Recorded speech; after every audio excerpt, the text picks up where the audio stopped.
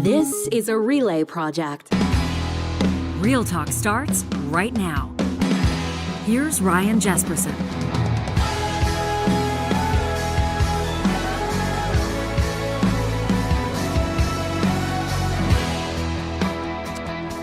Does Canada need the NDP? This is the question we will endeavor to answer, along with a million others, in just a moment as we check back in with Ken Boessenkool and Shannon Phillips. Welcome to the show, everybody. Jespo here alongside John Hicks. Just hours after the Edmonton Oilers have secured a berth in the second round of the NHL Stanley Cup playoffs, we're going to be talking about a lot today. We're going to talk about politics. We have an energy Real Talk roundtable on the back nine of this episode, which I'm looking forward to as well. We want to understand where people are coming from. We want to understand the issues facing Canadian industries. We got to talk to people in those industries, right? The boots on the ground, the people with decades of experience, and that's where we will go. But let's be honest. Let's be real. There are a lot of people across the country right now, in particular Oilers fans, that are going to be either calling in to work with a specific and it's not a rare type of flu, John. It kind of flares up in May and June. Yeah, it's sometimes a summer pandemic. It's the Oilers flu is what we call it. And there's no vaccine for it except a cup. Everyone's the cup will make everybody feel better. How are you feeling last night after holding court in front of thousands at the Moss Pit? The Oilers flu, if you go to the game 80% of the time, you get it every time. And, I got it last night, but man, it just 4 wins in a row. That's crazy. Like, things looked really gloomy on, game 3 that night, everyone anxious. And then last night we're just, how does it feel to be, I mean, I can't see, I know we got to get into the show, but just one point. I can't see the LA coach staying after 4 years of being knocked out by the same team. I'm happy for the Oilers, but man, those guys, which is pretty much the same team 4 years in a row, just getting knocked out. Well, and especially it's tough. I mean, I know that we're all aging. Everybody says, like, the Canadian population is aging. Hey, I'm young. Everyone is aging. You will be young forever with your beautiful blonde hair. However, you look at their stars, like they're real stars. And it's like Drew Doughty, Anze Kopitar. These guys, they're on hole 16 of their career. Oh yeah, and tough loss for them, but phenomenal for the Oilers. Big pick energy for sure as Calvin Pickard comes in 4 games in a row. We're in our Uber last night heading home, and I say to my wife, I go, gosh, like, she goes 4 games in a row, and I go, and won by the backup, and she's like, are you sure?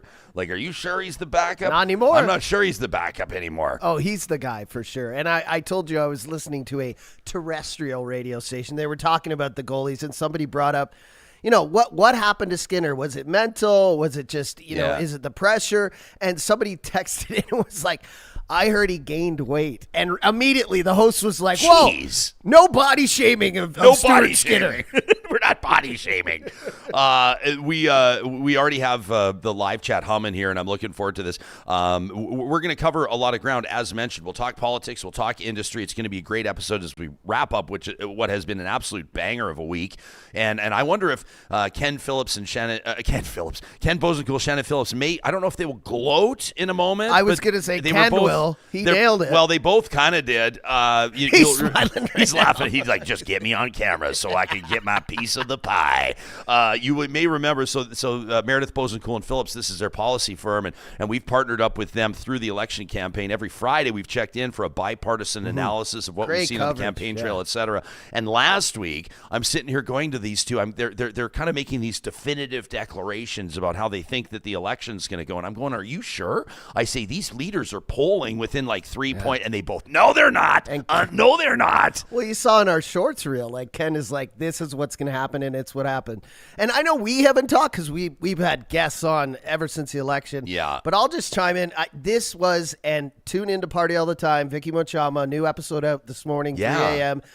And the episode is titled A Monkey's Paw. And it basically means, like, Trump was voodoo. He was a curse. And he was. Look at all the party. No party got what they want in this election. Liberals didn't get majority. Conservatives didn't get the win, and their leader, question mark there. Bloc, whatever, same thing. Fewer seats than they wanted. Exactly. NDP collapse, sings out. Greens, the two leaders, I don't know what they were doing. He didn't even win his, nobody got anything they wanted, and it was all because of Trump. You know what, though, John? maybe Canadians got what they need. There you go. Nobody got what they want. Canadians got what they need. I don't know. We'll see. JT, by the way, and you know this show and this audience can easily do double duty and have 3 conversations at the same time. We can talk politics, industry, and Oilers, absolutely 100%, and our live chat will reflect that. JT says Stuart Skinner is weighed down by that majestic Muzzy. I think that is also probably a very good and fair point, 100%. We've asked you the question, the title of this episode, does Canada need the NDP and the Energy Roundtable? And Erica chiming in to say Canada needs the NDP like I need hemorrhoids.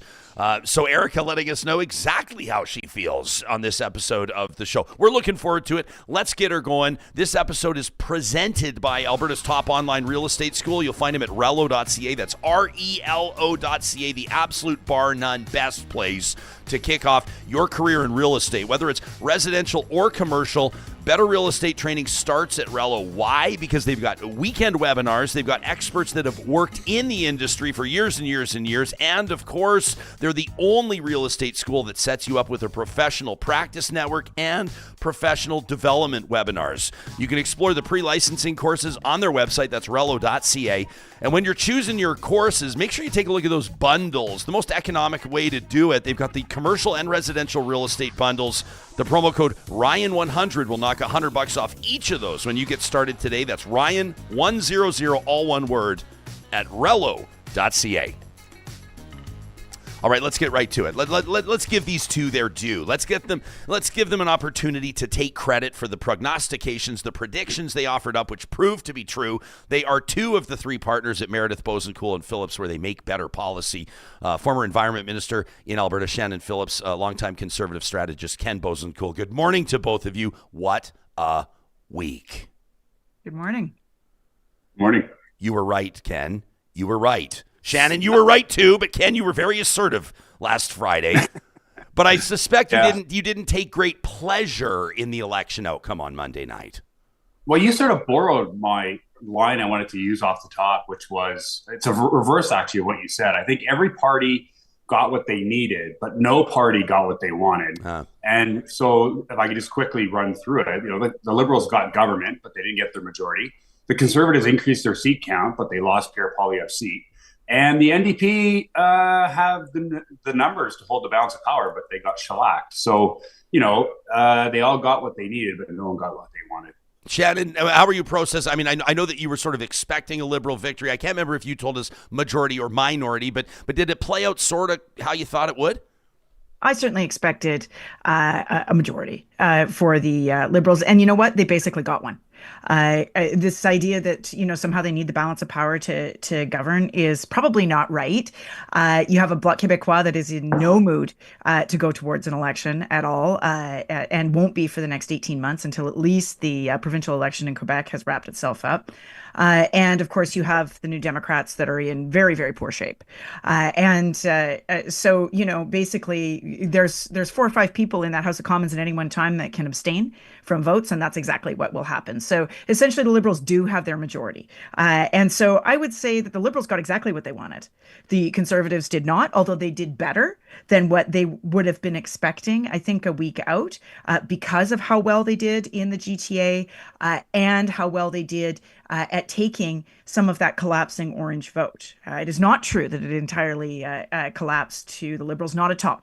And in particular, where it collapsed the most to the Conservatives were in areas like Windsor, Hamilton, up north in Timmins. These are bedrock working class ridings for the New Democrats. London that collapsed to the Conservatives. So I think in that sense, the Conservatives did get what they want.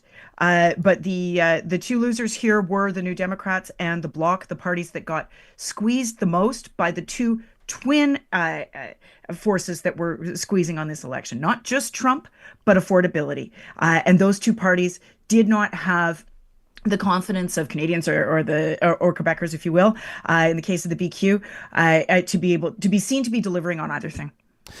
Shannon, in a minute, we're going to get into your Substack, what went right for Canada's NDP in 2025, and we will answer the question. By the way, the show bestows producer credits on people, creators who deserve them. And Shannon, I want to give you credit on the record. Does Canada need the NDP is your tagline offered up to us, and we are taking it and running with it. It's probably not the top 100. It's not like the top question that the average Canadians, if you poll 100 of them, that they're all asking about. But if you're an NDP supporter, you're asking about this. And if you're a pundit, you're looking at the political landscape, looking across the country right now and wondering if there is a place for the NDP or if we're trending toward that kind of two-party system. But here's an interesting comment in a different direction in our live chat powered by Park Power from Will, who says everybody talks about the Liberals and the NDP working together. He says everybody just kind of glazes over the Bloc. Nobody ever talks about the Bloc Québécois. I was going to use the word conspiring with the Liberals. That might sound a little too cynical, but Ken, you're nodding your head. It's a real possibility, isn't it? No. Thank you, Ken. Mathematically, it is. I love disagreeing with you. I want to aspire to be as offensive as Stephen Carter was in your show yesterday. Oh, that's a tall order. I don't actually aspire to that. I revere Stephen, but anyway. Look, I got to harken back because I was involved when the Liberals and the NDP and the Bloc tried to take out Stephen Harper in late 2008. And we were really worried they were going to be successful until a picture showed up on our TV screens showing Gilles Duceppe from the Bloc Québécois, the Separatist Party, sitting down and signing an agreement with the Liberals and the NDP.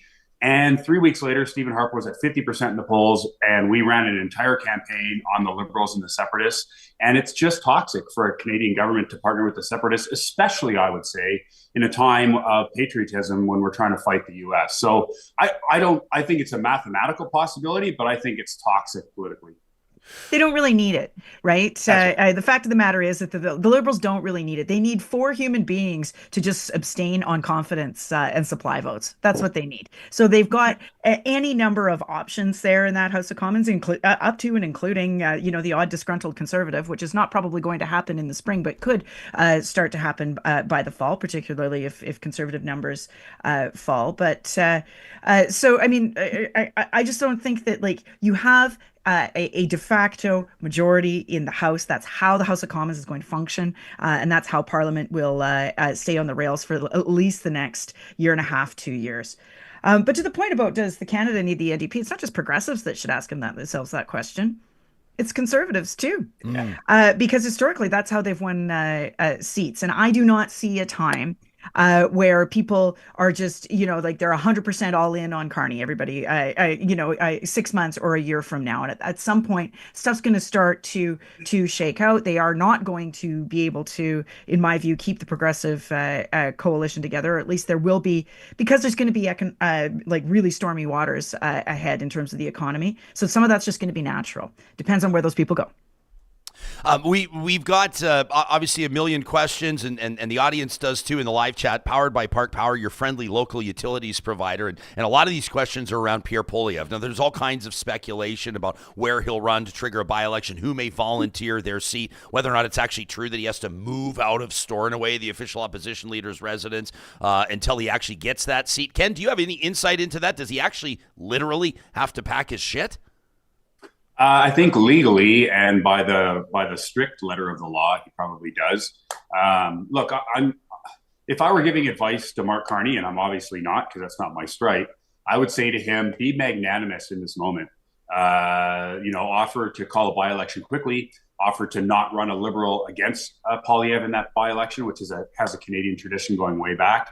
And thirdly, offer to let him stay in Stornoway. And the reason you want to do that is I think you want to show some magnanimity. Because it's a good test for Poilievre, who needs to show a bit more of that. And if he doesn't down the road, you'll be able to point to a counterexample. Yeah, Shannon, there have been some rumblings. We're kind of poking fun at them because I don't think they're legit, that Pierre Poilievre would seek a seat, for example, in Edmonton, Griesbach, or anywhere in Alberta for that matter. But what do you expect to see? He's optically speaking, he's in such a strange position. And we've been hearing people out on this all week. Number one, actually, aside from losing, which I'm not trying to be funny, but aside from losing, actually really encouraging election results for the Conservatives, except for not winning the election. But all the other metrics were up. And Mr. Poilievre, though, losing your own riding is just such a is just such a, what is it? If you're the leader of a political party, if you were being appointed, if you were being coronated for like 18 months as the next Prime Minister of Canada, and then you lose your own riding. I mean, like, what are you thinking if you're him? Well, you should be engaging in some form of self-reflection, but he's not going to. And it really is emblematic of how he conducted himself during the campaign, with a great deal of arrogance and lack of self-criticism. And, the voters essentially delivered their verdict on that. He also ran around yelling about change for the last couple of years. And it turned out that the voters heard that message and delivered it to their own member of parliament who had been representing them for 21 years. I take a different view than Ken. I don't think it's strategically smart for the Liberals to do anything that involves Pierre Poilievre. Let their own guy or gal step down for him to run in a by-election, call it within a normal amount of time. But all eyes are going to be on Trump and on the meeting with Carney over the next couple of weeks, and then Parliament resumes the budget bill and the G7. All of this is government business, and Mr. Carney being able to take on that mantle of Prime Minister is what successfully paved his way back to the Prime Minister's office. And so really, letting the opposition do their own thing, engage in their own problems. Why would you give him anything approaching a headline? I would be moving on, acting like a prime minister, and that's letting, the opposition sort of sort themselves out with their small ball problems. Shannon, follow up for you. Retired in our live chat says, what I saw is Team Carney going after the other leaders' ridings. It was a great move. Of course, Jagmeet Singh not only losing his riding, finishing in third, though. Do you think, I mean, obviously, I'm sure that the Fanjoy team that knocked off Poilievre and his riding in Ontario was a concerted effort, respectfully to the candidate, who obviously did a phenomenal job, and the team deserves a lot of credit. Nobody really, at least in Western Canada, has even heard of this person before. But in BC, it's a bit of a different story. They're two different tales, aren't they? Singh losing 100%. His seat and Poilievre losing his. Yeah, no, I mean, I saw Bruce Fanjoy popping up in my feeds like a year and a half ago, far before, Mark Carney was a glimmer in anybody's eye. He had been working on that seat that long. And so kudos to him. I'm a big fan of get out there and knock on doors for 2 years to win something. And I think it is the way. And he really proved himself there. As for Singh, I am not sure that the Liberals had to try all that hard. I saw a riding level poll that had him at 19% a couple of weeks ago. It was a public poll. I think it was Mario Canseco's outfit. He ended up putting 18 points on the board. And so, the boundaries were redrawn, and we were talking about this even a year ago. I remember looking at the new boundaries going, ooh, this is going to be tough for Singh to pull this off.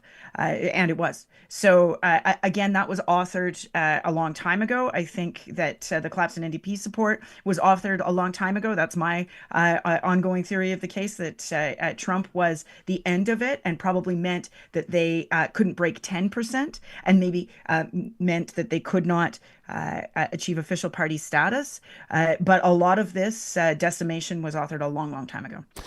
Gilles, Ken, go ahead. Sorry, I just want to quickly jump in because there's a big story about the Poilievre loss that is emblematic of this entire election, which is that white collar and especially government workers moved away from the Conservatives, and blue collar and especially union workers moved toward the Conservatives. And it's why it's been going on for a while, because Doug Ford also lost a bunch of seats in the Ottawa area. And if you look at the map, even in the rural areas around Ottawa, the Conservatives took a bit of a hit, and they lost every single seat in Ottawa itself. And I think just a combination of this Doge stuff in the U.S. that's scaring white collar and government workers away from Conservatives. But in Southwest Ontario, where all the auto plants are. And where you'd think fear of Trump would be super high, Conservatives did very well. So I think there's a blue collar, white collar thing going on in this election that people haven't been paying enough attention to. Justin, by the way, Ken, is in our chat. He says, be magnanimous. He says, would Pierre and the Conservatives show that same kind of decorum if they won, Ken? We know they wouldn't.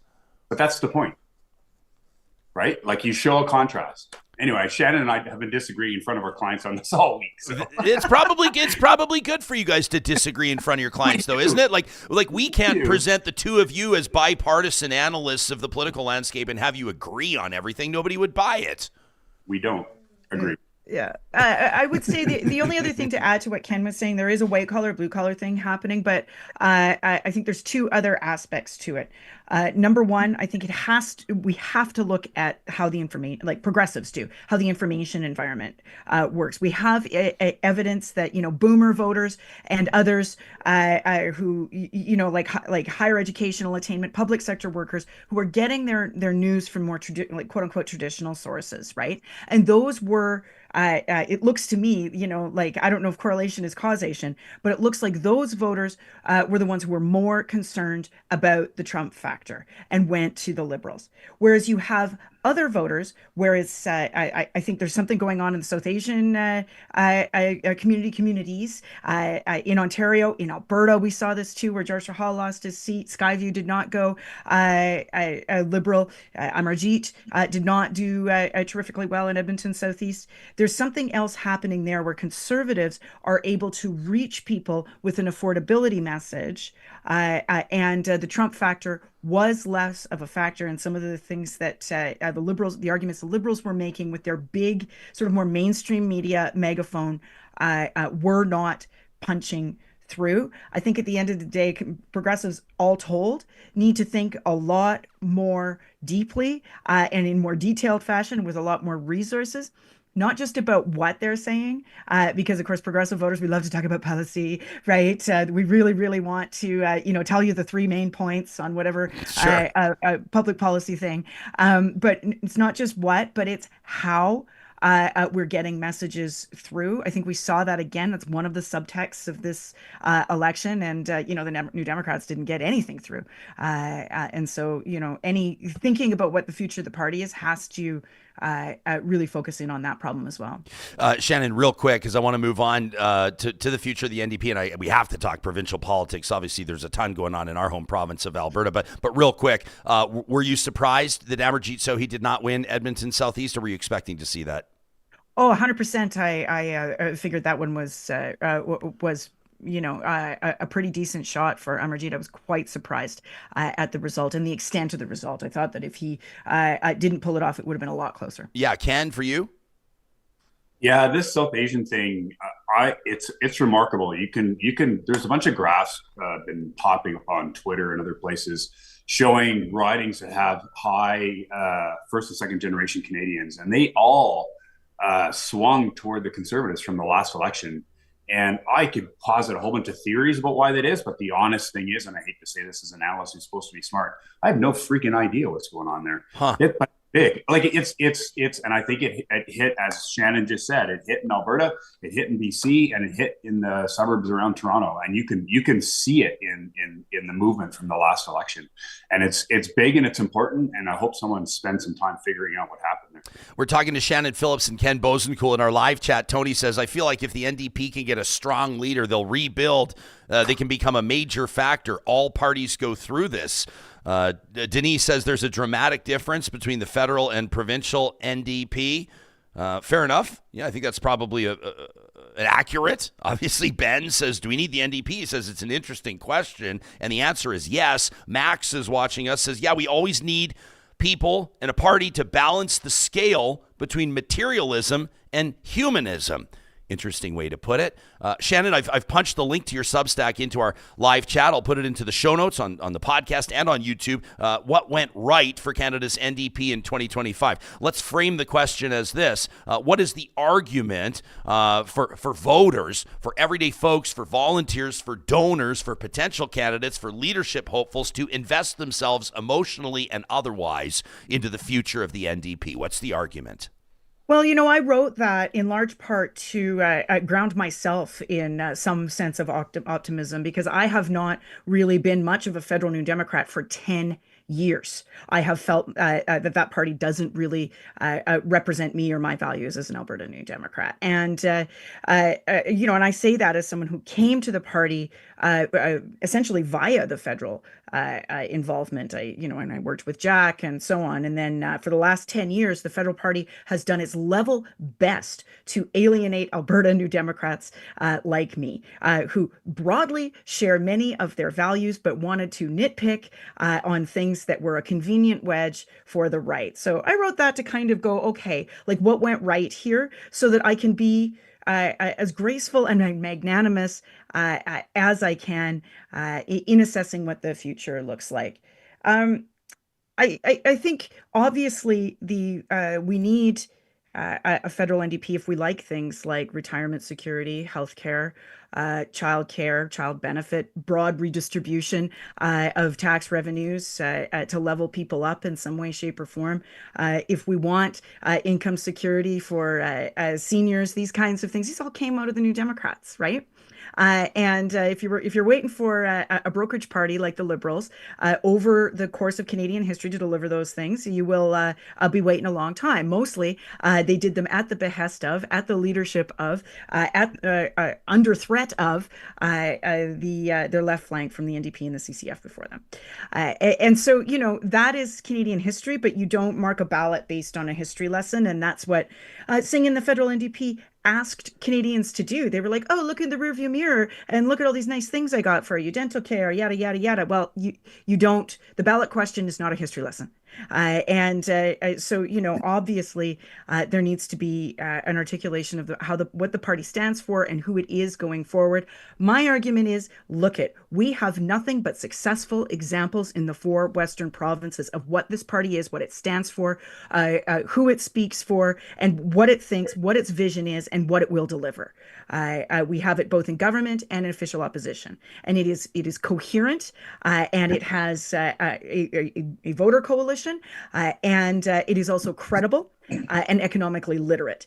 If the federal party does not ground itself in that strength, then I don't actually think we do need them, because they will become a fringe party of the fringe left, and speaking to hardly anyone except for some online people, and entirely irrelevant and disengaged from people's lives. I don't think that's a good outcome for Canadians, but it's possible given the weakness of the party right now. Cliff in our chat basically says the NDP doesn't have a budget for offices or staff anymore. I mean, that might be a bit hyperbolic, but Cliff will take your point. He says I'll throw it back over to you two. He says the majority of their candidates didn't even receive enough votes to qualify for reimbursement of their expenses. They're cooked for a decade. Cliff referencing in Canada, you got to have about 10% of the votes in your riding to qualify for partial reimbursement of your expenses. Jay says a certain segment of blue-collar workers are supporting Pierre Poilievre and his culture wars talking points. Jeremy says blue-collars are losing through unions. They keep gouging our blue-collar checks with fees and dues. Says unions are quickly working for large companies instead of the working man. That's what's happening in the Real Talk live chat right now. Shannon's shaking her head. Ken, over to you. Look, I think mature democracies tend to trend toward 2 parties rather than 3 or more, especially under a first past the post system. And so I think we're moving in that direction. But let me say a few things about the NDP. It was true for a long time that the NDP had 3 different color pair of socks. They had a brown pair of socks, they had a green pair of socks, and they had a purple pair of socks. And the brown pair of socks was sort of private sector labor unions, forestry workers, energy workers, and the NDP over the last number of years have given their brown pair of socks federally, not in BC, Alberta, Manitoba, and Saskatchewan, but federally, the NDP have given their brown pair of socks over to the Conservatives. Then they had a green pair of socks on environmental issues where they were, for a long time talking about those kinds of issues. And they took their green pair of socks and gave it to the Liberals. And all they have left is this purple pair of socks, which is identity issues and things like Gaza and the war in Gaza. And that purple pair of socks just doesn't have enough people in Canada when they care about identity issues to build a coalition around. And I think if the NDP is going to rebuild, they got to steal back their green and brown pair of socks and rebuild the party around issues that actually matter to Canadians. And so I don't know that they're capable of doing that. I think that the trend of blue collar workers toward the Conservatives has been moving now for a while, and I think it will continue to move. And so I do think there's a huge possibility of this turning into a 2-party system. In fact, I wrote something for the Globe and Mail yesterday making the argument that we're moving toward a 2-party system and some things Poilievre needs to do in that 2-party system. But anyway, that's my view of the NDP, is that they've made themselves irrelevant on the national scene by largely losing those green voters and those brown, what I call brown voters. Sock talk. Sock talk, only on Real Talk. By the way, Real Talk Patreon supporters, John, receive a complimentary pair of Real Talk socks that are not available in our merch store. An exclusive opportunity. Same pair we gave Trudeau. At ryanjespersen.com/merch. That's right. What color? Well, can you? Oh, they are blue. They are. Shit. Well, they're greenish blue. They Yeah, Ken likes it. They are blue colors, Ken. It kind of works for the whole thing. The headline of Ken's piece in the Globe and Mail, as Canada moves to a two-party system, the Conservatives need new strategies. In the live chat, Idris says large Western progressive political community groups are meeting as soon as this weekend to talk through what they hope to see from the New Democrats. Says it's an exciting opportunity, to Shannon Phillips' point. Garth says Jagmeet Singh changed the NDP forever. They lost blue-collar workers, and whoever takes over will have to find new grounds of relevance. Says, I'm afraid it's going to be more far left. Scarlett says, I'm not sure if I agree with what I'm hearing. Says, I've seen Danielle Smith speak to farmers and oil and gas workers, and she really speaks to them. I don't know if I see the NDP having that skill. Gizmo says the NDP's in a tough position for sure. I like coalition governments. I find that there are a lot more wins, and I like the NDP. Gizmo says, I hope they stick around. They will recover. Let's turn the page here to provincial politics. Obviously, federal and provincial politics intertwined all the time, and we can't help but notice a big part of Bill 54 and the timing of it, making it easier for the average citizen to trigger a referendum in the province of Alberta. You used to need 600,000 votes, and you had to get them in 90 days to trigger a referendum, like, do you want Alberta to leave Canada? Though the question would never be that simple. Now, that number's been cut down to 177,000. Still not a joke, but more attainable, and you've got more time to do it, 120 days. Now, everybody sees this as the UCP government throwing a bone to would-be Alberta separatists, and NDP MLA Rhiannon Hoyle in the legislature yesterday speaking pretty directly. Mr. Speaker, the dust has barely settled from the federal election, and the Premier is already opening the door to the idea of Alberta separating from Canada. The Premier says that she's allowing Albertans to directly participate in democracy, but we know when there's smoke, there's fire. And she's fanning the flames of division and mistrust instead of focusing on national unity in a time of global uncertainty. Will the UCP government stand up today and say outright that Alberta should remain part of Canada and put an end to this divisive separatist rhetoric? Yeah. So there you have it. Danielle Smith has not come out and said that she thinks Alberta should leave Canada, but she sure wink, nudging her way through this week. Shannon, you spent a lot of time in that chamber. What do you make of what you heard? I think they're going into an early election, and so they both want a release valve for some of their right flank, for their right flank, I would say far right flank, and they want a data gathering exercise because there's no doubt that however far short that they fall from those 177,000, those lists will make their way back to the UCP, I'm sure, into their data bank. But it's a nice way to raise money, and their fundraising has been good through 2025. I think they're just going into an early election. This is a way to let a little of the air out of the balloon, but also maintain some momentum so that she can run against the federal government and Mark Carney either this fall or early in the spring. Shannon, just strategically, what would be the justification? I mean, that would be a very early election, like a really early election. What's the justification? Well, she's got an electoral boundaries commission that's out there doing its work right now. And it is going to propose at least, I think, 3 or 4 more seats, if I'm not mistaken. I'd have to check how many. So, there's sort of a ready-made justification there. Look, we have this report. Albertans need more MLAs in the legislature, yada, yada, yada. And we need a mandate to stand up to the Liberals because they'll make something out of what they don't like about them. And so we need to go early. That's what I see. Ken, I've reminded this audience before that earlier in your career, you remain one of the authors of that firewall letter with, basically conservative royalty in Western Canada, including, Tom Flanagan, obviously Stephen Harper, a big part of that. But you have always, in follow-up, reminded the audience that the intention of that firewall letter was a stronger Alberta as part of a stronger Canada. So how are you wrapping your minds around what you're seeing right now with this separation talk? And may I ask you to explain it to the non-conservatives in our audience, what this is doing within conservative circles? Not everybody agrees, I'm sure. No, Alberta separation is a fringe issue. It has a tiny bit of support in any real sense. There was a quasi-separatist party running in the last election, the Buffalo Party or some weird name, and they got like decimal points, fractions of decimal points of support. And so it's just a fringe, stupid issue. But let's be clear what's going on here. And I'm just going to repeat what I've been saying on your show for the last 3 weeks. I don't know whether this government is guilty on the AHS stuff, but sure as heck are acting like they are. They're coming up with the most crazy distractions, tipping their hand to fringe populists, and all of this stuff is a to me looks like someone who feels awfully guilty and wants to get an election out of the way before the proverbial dark stuff hits the fan. And so I think that's more what's going on here than anything else. I know there's an RCMP investigation going on.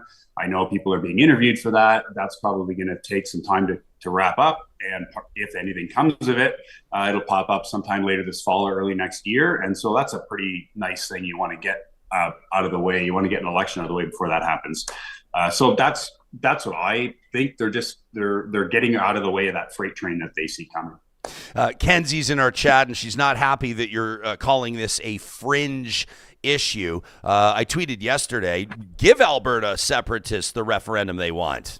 Put the question on municipal ballots October 20th, or if Shannon's right and there's going to be an early election, just put it there.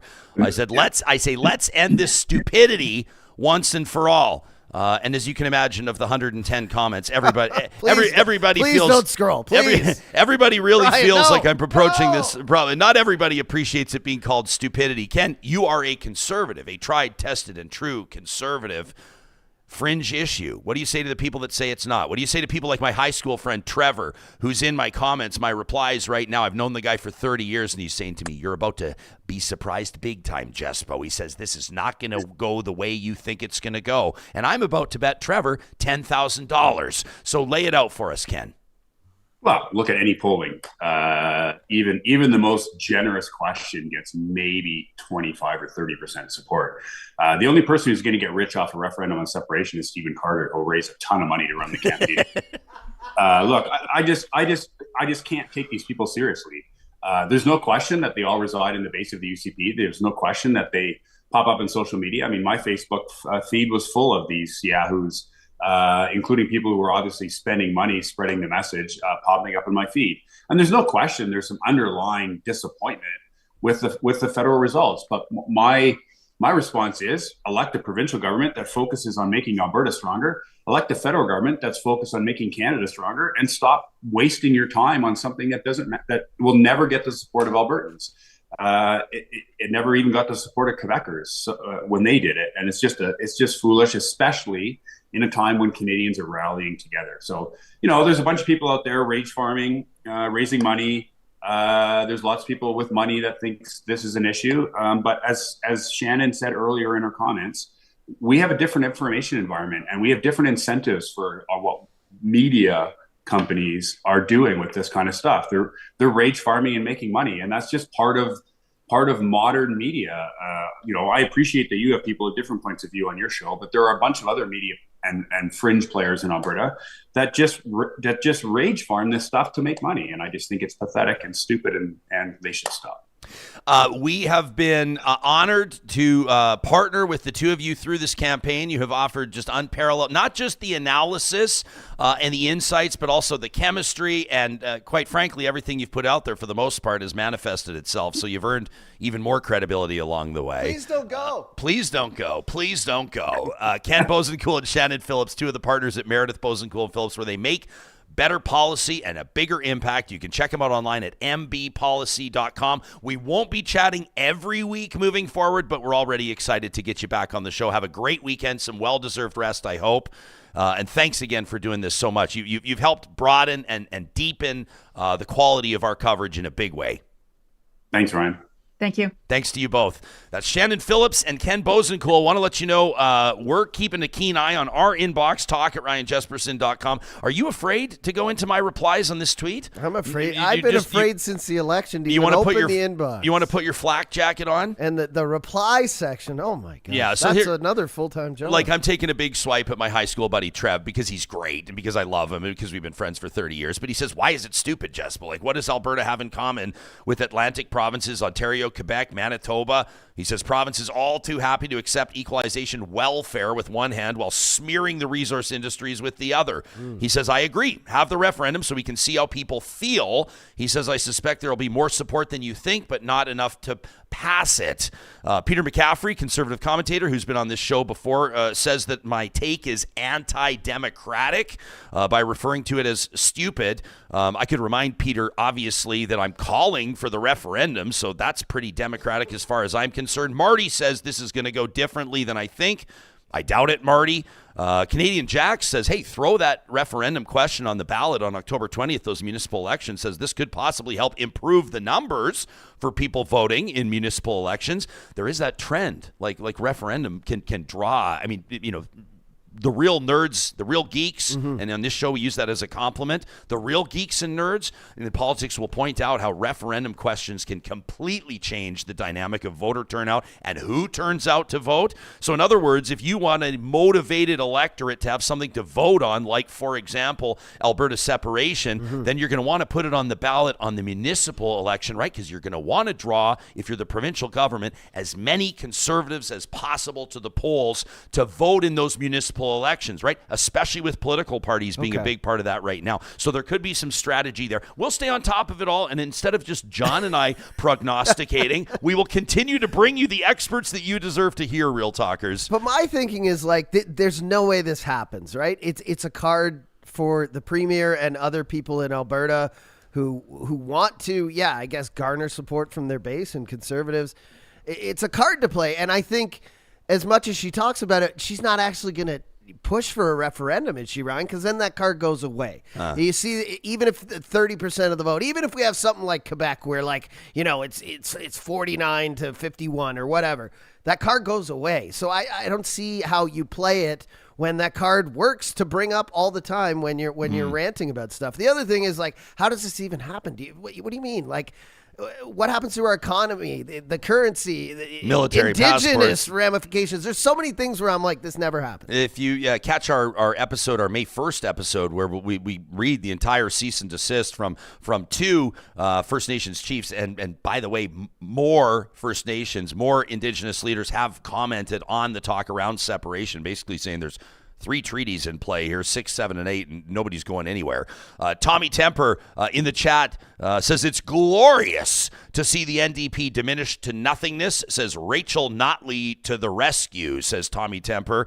Cheryl Oates, Cheryl Oates on our show yesterday alongside Erica Barudis. See, this is how we roll, you guys. We give you Rachel Notley's former communications director. We give you the founding president of the United Conservative Party, both of them co-hosts of the Discourse podcast. Nobody knows, professionally speaking, nobody knows Rachel Notley better than Cheryl Oates, and she tells us in that episode why it's a no-go. I was surprised to say Cheryl definitively say no. Me too, because we can't be in Rachel's head, but like... And I was going to ask you this question this week, but we've been busy. But, like, who else? Because the problem with the NDP isn't just, the collapse and the seats and the leader. It's money, right? Like, is this party not broke or in the red right now as well? They're in big trouble. Who is going to raise money more than Rachel Notley? I don't see anyone else who can raise funds to put the party back together. What you need is like a wild, eccentric Howard Hughes style billionaire that can come in and just make it their own personal project. I was gonna say, when you were saying I'm betting $10,000, I was gonna say bet your Bitcoin on that referendum, but. We don't need another billion. I want to give Kenzie like a chance to make the argument. Kenzie says Alberta has to accept, and this is a common refrain, Alberta has to accept that it can never have any effect in federal politics. It doesn't matter how strong Alberta is as a province. We will always be at the beck and call of Ottawa. I understand that sentiment. I mean, we're about to talk to 2 energy industry leaders, and they've given me permission. They're waiting in our green room right now, and I said, "Are you guys down?" Like, these are corporate leaders. They don't always want to talk politics in front of cameras, especially. And I said, "Can we talk politics?" They said, "We'd love to talk politics." So we'll get a take from them on what this federal election maybe means for their business, for the energy industry. We want to go there. We want to talk to people that understand the bottom lines, that have been doing this for years. And I understand, like, Kenzie's not the only one that feels like it doesn't matter. The election results are done. We already know the government by the time the polls close in Manitoba, and what the hell. But you got to think of it from a different perspective as well. If you're a conservative supporter, and you can do a little bit better in the Maritimes, you can do a little bit better in Quebec, you can do a little bit better around Toronto, and it has been done before. Alberta's seats are still important. It's still 30 seats, right? Like 37. You know what I'm saying? Like, Alberta's sending like 30 conservative MPs to Ottawa. That's not nothing. But I understand the feeling of alienation. I mean, Preston Manning built an entire brand, an entire party. Preston Manning rose to official opposition leader on that sentiment, right? The West wants in. But the potential was capped as a Western party, right? You all know this history. I get the sentiment. We hear it again and again. Mm-hmm. Will says a referendum allows for the influence of campaigning, which would make support likely seem higher than it is, but calling it stupid is not anti-democratic. Fair enough. Yeah, nobody aside from Peter thinks that it's anti-democratic. And Will is right. There will be campaigning, and there will be third-party advertisers. But I'm just old enough to remember, like, Meech Lake Accord and the referendum in Quebec and all that. I was just becoming politically aware. I just remember it was close. Yeah, I mean, that was right around the time I told you that I got infected earlobes, right, from putting Reform Party lapel pins into my earring holes. Did you, alcohol swab them first? Or No, of course I didn't. Out of your pocket? Well, no, because I was at Henry Wisewood High School in Calgary. We graduated. I'm not sure if you heard, Henry Wisewood High School graduated Pierre Poilievre. Went to school with my brother, Jeff, at the time, but I was a couple of grades older than them, and I remember Preston Manning was coming to speak at the school. You know, his son Nathan, a good friend of ours growing up, and so he's coming to speak. And at this time, this is just when they were skyrocketing up like this, so he's like political celebrity for sure. Yeah. And they had a table out, and they had Reform Party lapel pins on there, so I took out my big silver hoops, and I put in the 2 lapel pins. Jeez. And like about 12 to 18 hours later, I started to feel, and then for like the next few days, I'll never forget, I got this stuff called Bactine. Does anybody know Bactine? And I had to get Q-tips and like clean out my ears for like a week to try to get the infection to go down from these lapel pins. Don't do it. But that's the time I remember, and that was that era of Canadian politics. Yeah, here's what I'll say. Separatists, just wait a decade, because everyone's coming to Alberta, and isn't it seats are based on population? We'll have more seats and influences in about 10 years. Yeah. Everybody's saying, will you please stop bringing up that disgusting story about your earlobes? Of it. Seriously, because I've had my ears pierced, and then they grow over, and I've had them re-pierced again. I've had that infection where it's like, and to me, I was like, he must have alcohol swabbed them or soap and water, something. But I can just picture you now taking them out of your pockets with lint and Dorito dust on them and putting them right in your ear, Ryan. John, you know what? I mean, you may sit there and you say, that sounds like such a dumb idea. And then you look at virtually everything that I did from grades 9 to 12, and it was all dumb ideas. It tracks, everyone. It tracks. We've got an energy roundtable kicking off in just a minute. We're grateful to have you here with it. I'd rather go to the source on talk like this and ask these leaders what this election means for them, what the Alberta energy industry, what Canada's energy industry looks like moving forward. First, when we're talking business and bottom lines, we got to talk North Road Investment Council. And they've got a great offer for real talkers. You know, in Canada, typically investment advice, financial planning advice is delivered through banks or bank brokerage firms. But Marshall and Carrie and the team at North Road want to give successful investors a chance to experience wealth management advice on a platform of true independence. They got professionals with CFP and CFA designations. Your plan will be delivered in connection to an hourly fee, not from commissions paid from investment products. It's a great opportunity. And I mean, that's just the tip of the iceberg on what North Road Investment Council offers that makes them different. Check out their website, northroadic.com, to learn more about their digital risk advisory services. They're protecting their investors in a number of different ways. Again, that's northroadic.com. If you're underemployed or unemployed, or maybe you're just sick and tired of the job you're at, you feel like it's going nowhere, you're not appreciated, but but you've got real skills. Maybe you got your ticket. Maybe you're great in sales. Maybe you're great in design. The team at Solar by Kuby wants to talk to you right now. Kuby.ca, that's KUBY.ca. They've got their careers link up, and they're hiring right now for positions in BC and Alberta, including a great remote working scenario in Kelowna, BC, Lethbridge, Calgary, Edmonton, Kamloops, you name it. Kuby is solar simplified and people powered. Athabasca University, Canada's open university with world-class accredited online degrees and courses designed so you can complete your education wherever and whenever it works for you. Whether it's political science, maybe you're looking at that MBA you've always dreamed of getting, maybe you're just looking to upgrade your professional accreditations, there's guaranteed to be a fit at Athabasca University. You dictate the course of your studies. Your only commute is to your device. You can learn more today about the AU experience at athabascau.ca.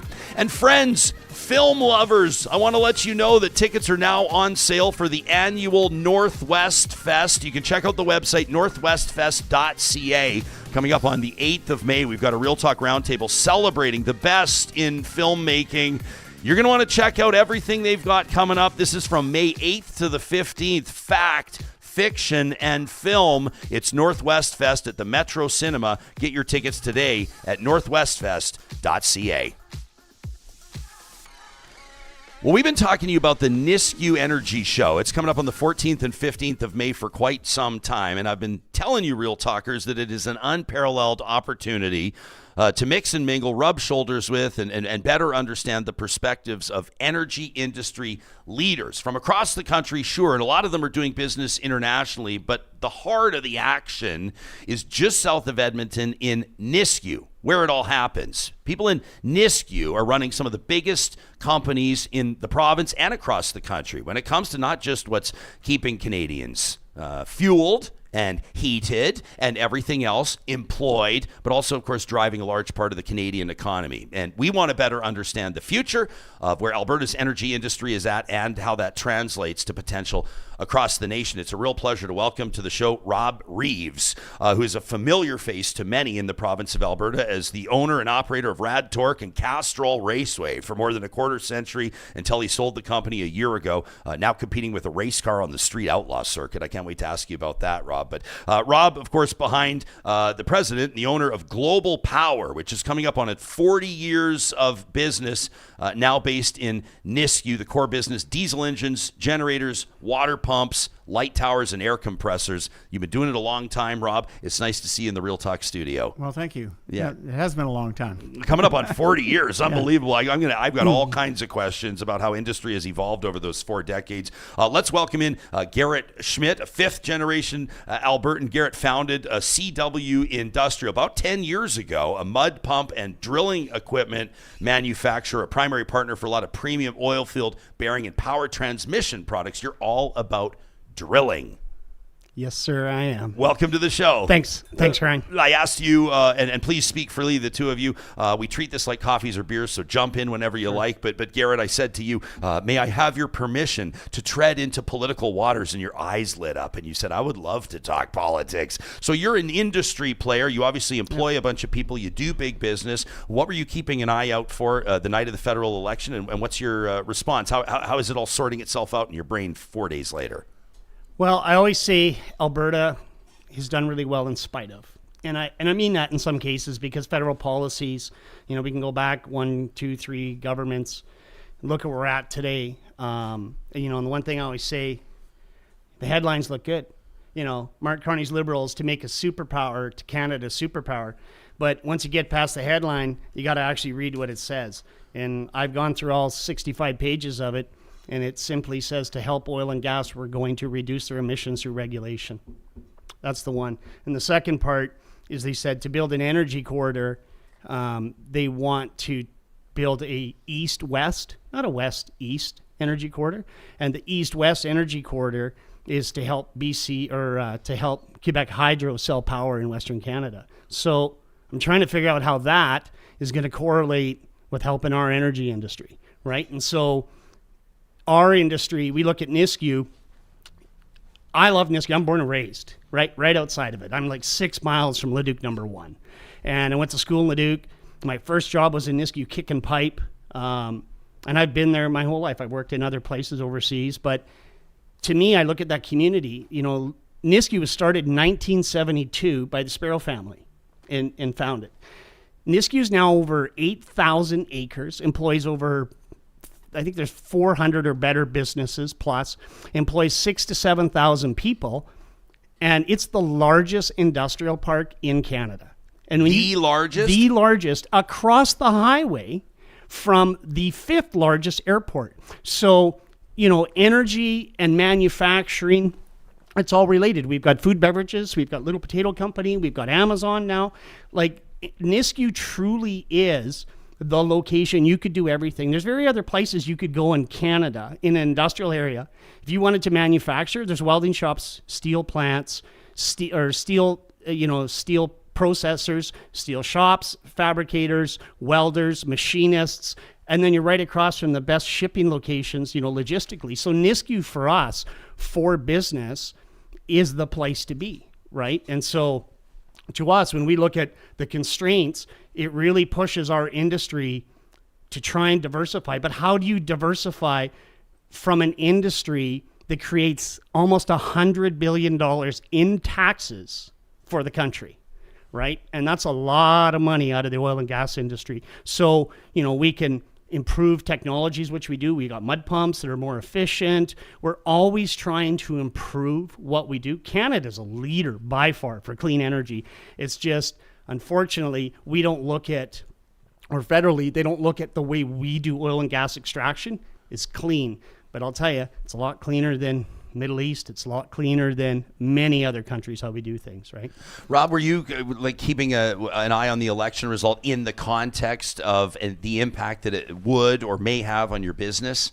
I sure have. I'm a conservative through and through, born and raised that way, born in Alberta, born in Edmonton. I'm a true Albertan. I'm a conservative. I'm proud to be a conservative. It's great for business and businesses in general. I have to say that most people that own businesses, manage businesses, are conservative in Alberta. And we just need to, hunker down and we'll be fine. It's just the East kind of rules the West, unfortunately, when it comes to voting and elections. And we have parties that don't even represent, like the Parti Québécois. They don't even have people out here in Alberta, Saskatchewan, BC. They're a one province party. How does that become a federal party?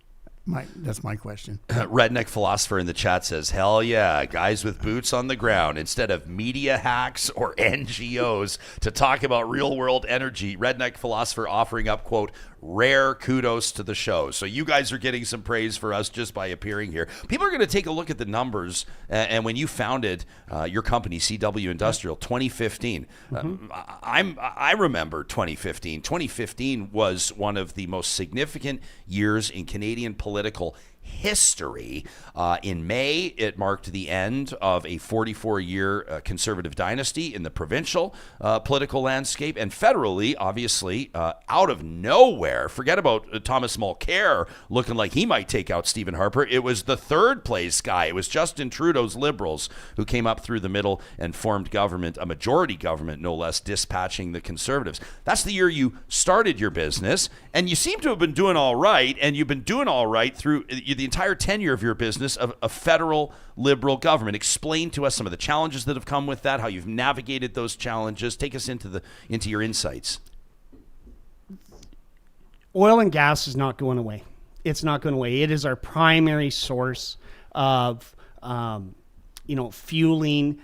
We can put electric heaters in, but we have LNG. We've got gas in the ground here that's very efficient, very clean. We're converting engines now to LNGs. We got Waukesha gensets that run on natural gas. We have not just been stagnant trying to live in a sunset industry. We're continuously adapting.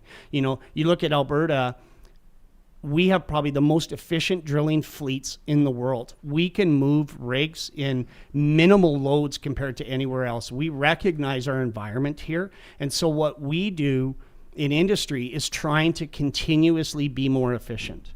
And with efficiency, we've had to, because profitability is directly tied to that, right? And so how have we done it? Well, that's what we've done. You know, when we started in 2015, a lot of businesses end up in Alberta or end up in Nisku when things are good, and when they're not, they're gone. And that's international companies. We've seen them come up, but things go south and the dollar isn't so great. Well, then they're gone. Well, we've persevered through that, and you know, kudos to all the businesses in Nisku that have done it, right? But it's a community, right? We work together in this industry. How do you see Alberta's role in Canada's energy future evolving over the next, let's say, 10 or 20 years, Rob? So, good question. I feel that, you know, Alberta is going to be the driver for energy, and it always has been. I mean, it's got all the natural resources, everything from gas, oil, coal, you know, all that kind of stuff. All the mining, you know, we don't talk about mining, we talk about oil, but, you know, mining's pretty important out here too. And, you know, that's where Canada actually needs Alberta and northern British Columbia and Saskatchewan to help fuel the rest of the economy in the world. I mean, or in Canada even. So I don't know why there's this hatred for the West from the East. I don't understand it. You know, we work hard here to produce what we had, and, you know, we are getting more environmentally friendly. I'm in the generator business, and we have now catalytic converters on all our stuff, and DEF, and all this kind of stuff that's now mandated. The new generators, the Tier 4 final engines are way ahead of anywhere else in the world. I mean, Chinese engines, Russian engines, they're the worst emitters in the world. Yeah, I just don't know where else to go with that. Well, do you think, like, I remember we had a lot of conversations when the BSC thing was happening, and Alberta beef and Canadian beef was getting hammered, and I think what people took away from that at the end of the day was that beef, you know, there were all these reasons. You talk to ranchers and you talk to those organizations, and they would say, like, BSC is such a minuscule part of this, or this is like, here's the bigger picture they wanted to tell. And at the end of the day, you could conclude that the beef industry and many other industries needed to do a better job in that moment of telling its story, of communicating better when it comes to innovation and emissions reductions and those sorts of things. Does Alberta's energy sector, does the Canadian energy sector need to do a better job? I mean, I see a lot of advocacy. I see a lot of advertising around Canadian energy, but has it just not gone far enough? It's a hard one. You know, think of this pattern. And think of this pattern nationally for Canada. So we have farm fish salmon. Oh, that's bad. Oh, we have the cleanest coal in the world. Oh, that's bad. We've got oil and gas. Oh, that's bad. Every natural resource. Oh, Canada's lumber. Oh, that's bad. If you notice that all of our natural resources in Canada seem to be bad, but none of our resources are good. And what would that be for? Is that for a competitive advantage for people to buy at discounted oil prices, discounted prices of our resources? There's a pattern here in Canada that we sell our natural resources discounted so other people can buy. And, you know, one of the biggest things we got to do is, that's why it's Canada first. And I agree with Rob. Like, why do we have this division over East and West when, you know, I was just in Ontario last week. My son's in the Air Force. I drove to Borden. Gas is $1.22 there. It's $1.27 in Alberta. I drove from Toronto to Borden. I didn't see a drilling rig anywhere. So are they buying our oil? So there's things that we can do in this country to support ourselves. You know, I don't care what my neighbor does because my life isn't dependent on it. We've put ourselves in a position that we have one customer, or a primary one customer for our resources. We've put ourselves in this position, right? We should have, if Ryan says, Garrett, I'm only going to give you 60 cents on the dollar for your oil, I'm going to be, great. Rob, do you want to buy the oil from me? I'll give it to you for this price. We put ourselves in this position. We've talked a lot on this show. We had a roundtable similar to this where we talked about the future of hydrogen. It was I got to be careful about the words I use. I was going to say it was blowing my mind. That's Hindenburg. Well, that's the Hindenburg, and that came up in the roundtable because that's if you talk to folks in hydrogen. I mean, there's an entire new neighborhood being built as you know, outside Sherwood Park that will be the first community, I think, in the world and for sure in Canada that's completely powered by hydrogen. Fascinating. We talk about solar. We talk about geothermal. We haven't talked as much about nuclear, but we will. But there's no doubt, that energy diversification happens and is healthy in any industry. Yep. But how does the narrative around energy diversification land with industrial players in Nisku? Like, we see all the big like oil sands players investing in alternative energies. Do you see that manifesting in Nisku as well? Maybe not a lot. I mean, Nisku is a blue collar industrial park that we all work hard to make the products we make and what we do to serve the oil industry or the construction industry. It's not all oil, Nisku. People think that, Nisku is oil park. It's not. It does a lot of everything. Amazon's there, like you say. The potato company's there. There's a whole bunch of really good, reasons to be in Nisku. The biggest reason is the taxes. Property taxes in Nisku are half of what they are in the city of Edmonton. Is that right? They are half. Because I have a building in Edmonton, and I have the same type of building in Nisku, and I pay 50% less in property taxes. So, it's trying to drive industry into Nisku to make it even larger than it is. And I think we need a park like Nisku or Atchison on the other side of town that, businesses can afford to keep continuing on. If you're paying $100,000 in property tax every year, it really hurts the business. So, and Nisku has a whole bunch of new things, not new things. I've been around Nisku since the 70s, and they had things where you can move drilling rigs across the street or drive your loaders down the street, and you still can today. You're allowed 125% over max in the Nisku center of the park. There's a lot of good things what make heavy industry work out there. If there's any county officers listening to what Rob said, no, we do not haul anything across Nisku overload. So I just want to clarify that. That's a tough look getting nailed for being candid on Real Talk, isn't it? JJ says, I agree with these guys. We have put ourselves as a nation in this position, but it's also a mess at the provincial levels as to what or how we are able to buy, sell, or trade with other provinces. Mark Carney on his election night victory speech, in which he I don't want to say he slipped in, but he made a statement, a one-sentence statement that I thought was drowned out by applause, but I think it was the most major thing that he said, and he said, free trade in Canada by Canada Day. In other words, he will eliminate, or he's promising to eliminate, interprovincial trade barriers by July 1st. Which would be quite an accomplishment if he was able to pull it off. And my man, you do not look convinced one bit. What would it mean for you if the Prime Minister could pull it off? Well, words matter. And print to me is more than what they say. Everybody's trying to get elected. The proof is going to be in the action. Just like in industry, we can talk all day what we want to do. It's what do we accomplish. But are there barriers in between provinces sure. that hinder your business? Not necessarily for our business, other than the export of our materials east, right? And that would be the barrier.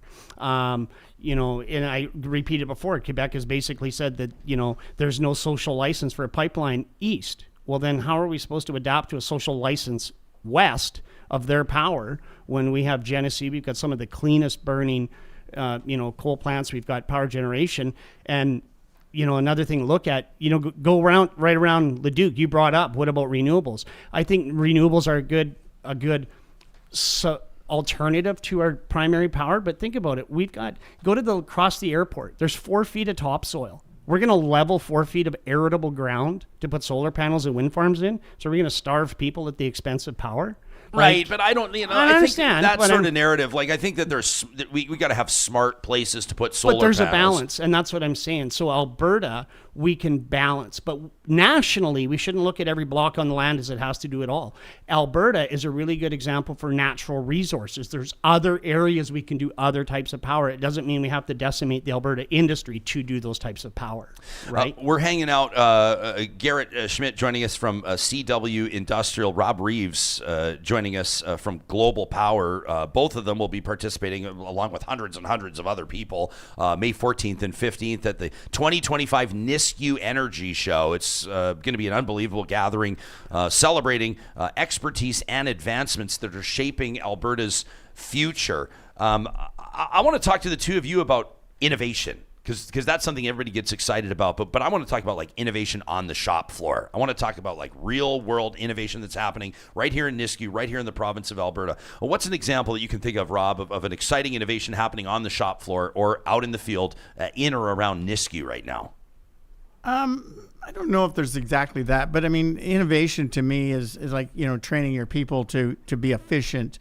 We have mechanics, we have, welders, we have all that kind of stuff. And it's just trying to get them to be efficient in what they do, in less time and just, like I say, be more efficient. And that's what we get out of it, in my opinion. How about you?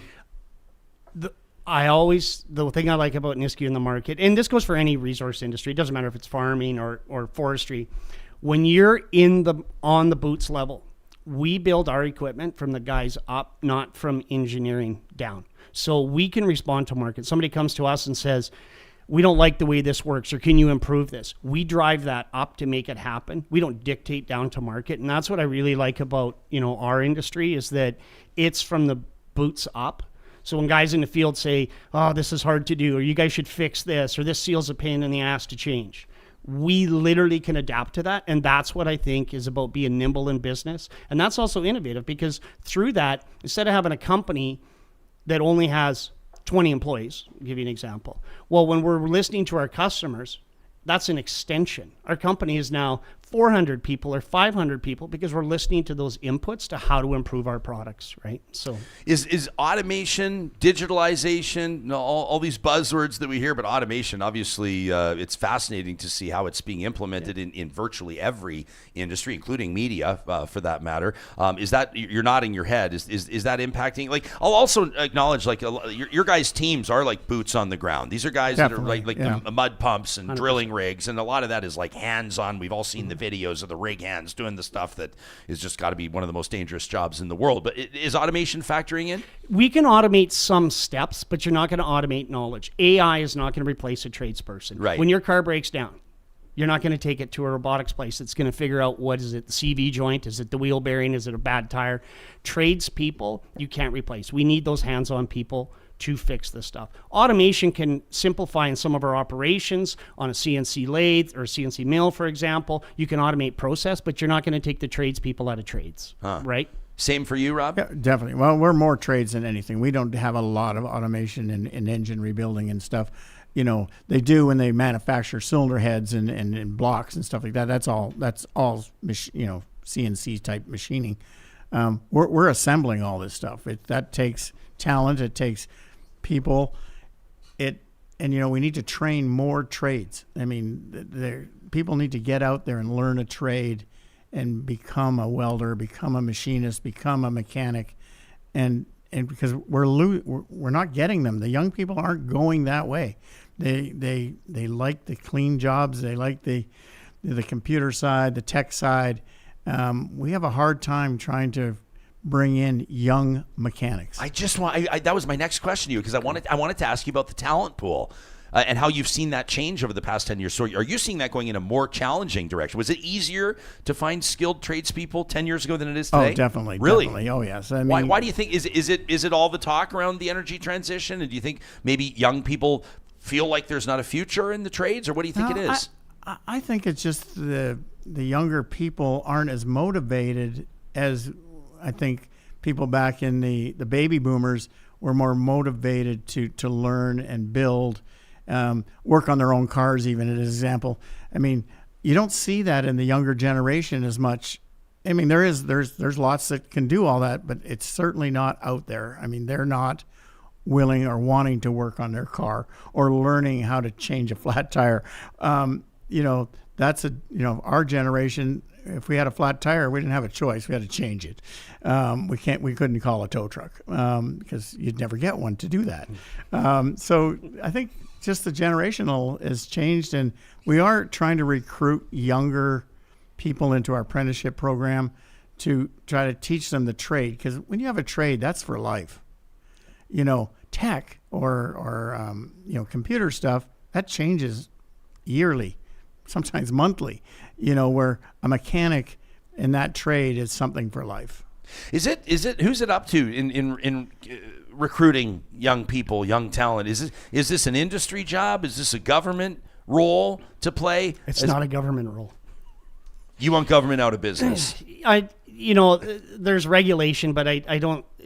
I would say that, we look at Kalmar. They got one of the leading machine shops in the school. Where's that? In Kalmar. Kalmar, Alberta. Right. Shout out to Kalmar. Shout out to Kalmar. The trades, the skills program. Leduc. I mean, I took welding in Leduc in our high school. I just think that's why I'm so passionate about resource industry in general. It doesn't matter if it's forestry.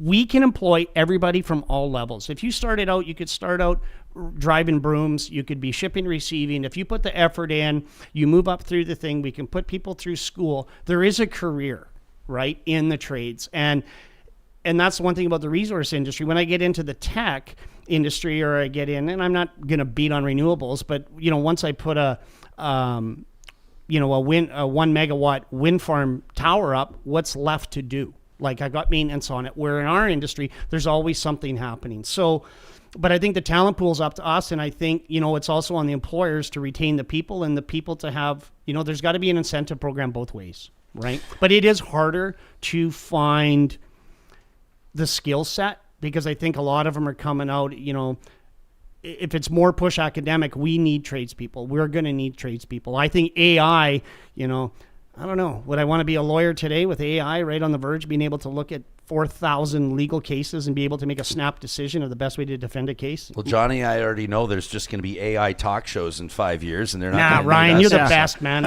So they're going to have holograms hosting events. Johnny's being replaced by Spotify in the DJ business, so we're screwed. I can't wait to retire. Well, look, I saw him this morning. He was like, yeah, I'm good. Yeah, I'm good.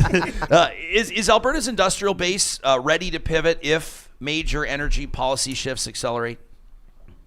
I think so.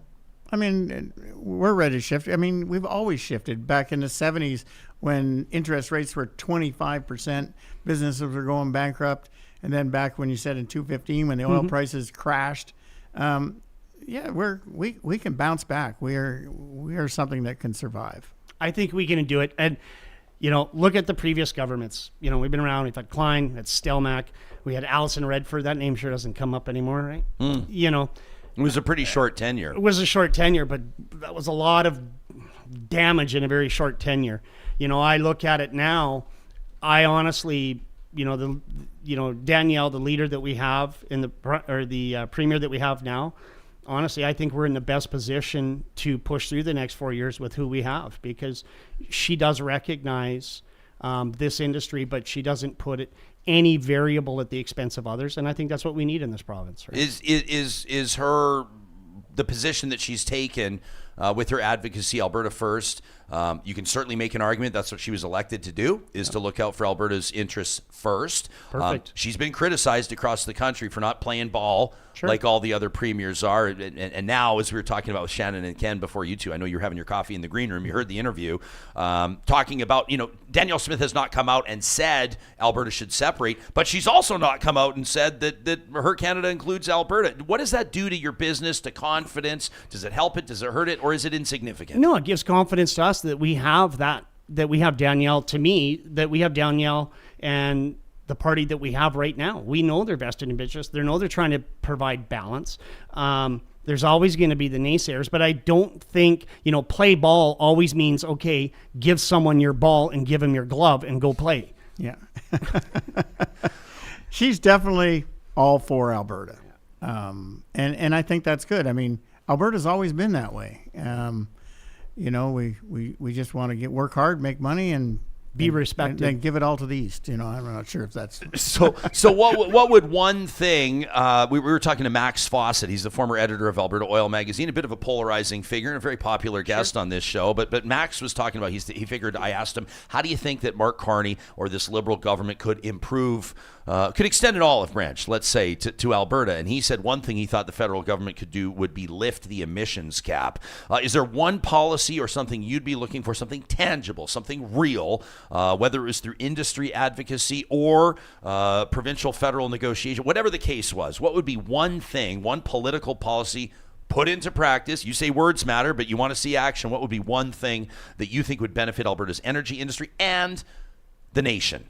We need to open up these pipelines. I mean, the eastern provinces are buying oil from Saudi. Why are we supporting Saudi when we have it in our own backyard? We need a Energy East pipeline. We have already proven in the last few months that we should have had this 5-10 years ago, and because our only customer, because it was the easiest customer, was the U.S. But why aren't we feeding the rest of Canada? And then if shipping it west and feeding the Asian markets, we need to go to market with our oil, and they need to make that happen sooner than later. We can't go through a 10-year process to build a pipeline that takes 2 or 3 years to build, but 10 years in paperwork. Doesn't make sense. I agree. And same thing. How are you going to fund diversification if you don't have revenue?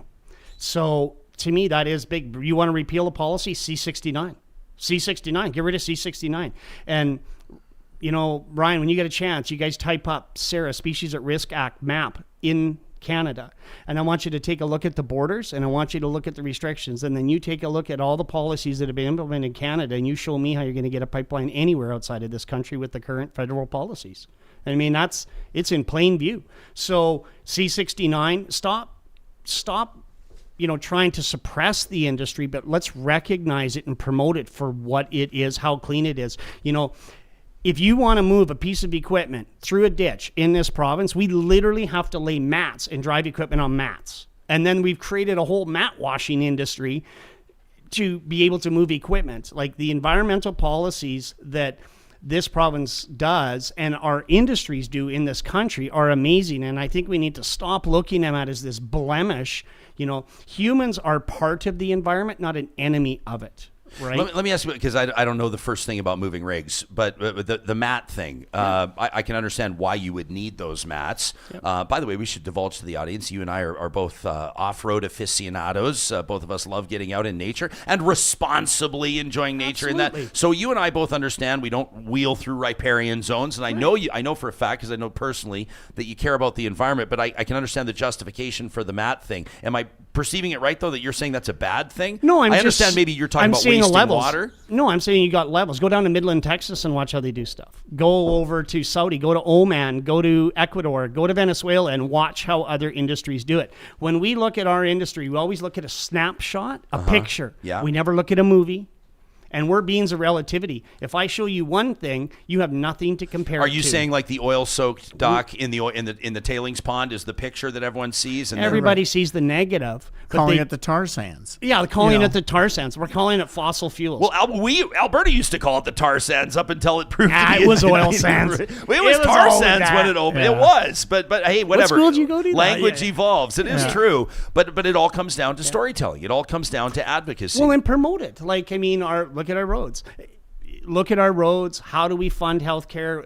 There's lots of good things, but it has to be funded from the benefits we have. When I look at a country, all the way across the country, everybody has a strength. Saskatchewan, Alberta, they're all separate and each contribute different, but to the entire industry and to the entire economy. What we shouldn't be doing is picking winners and losers on the landscape and who's the punish, who gets the cookie today and who doesn't get it tomorrow, right?